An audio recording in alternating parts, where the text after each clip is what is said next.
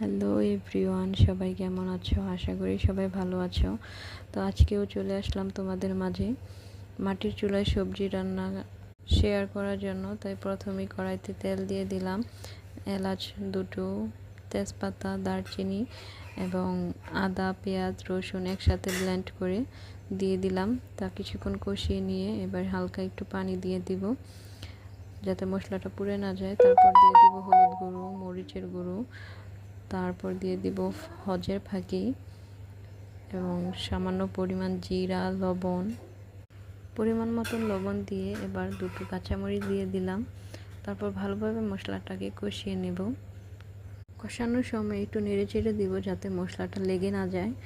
তো ভালোভাবে আমি কষিয়ে নিব যাতে পানিটা নিষ্কে গিয়ে তেলটা বেরিয়ে আসে। এরপর দিয়ে দিব সবজিগুলোকে ভালোভাবে নেড়েচেড়ে মশলার সাথে মিশিয়ে ঢেকে দিলাম। এই তো কষানোর জন্য দিয়ে দিলাম।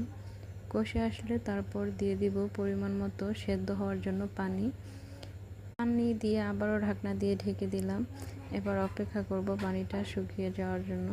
কিন্তু মাঝখান দিয়ে আমি আবার একটু নেড়ে দিলাম। পানি শুকিয়ে আসলেই হয়ে যাবে আমার আজকের সবজি রান্না। তো আজকে আমার ভিডিওটি দেখে তোমাদের কেমন লাগলো তা অবশ্যই জানিও কমেন্ট করে।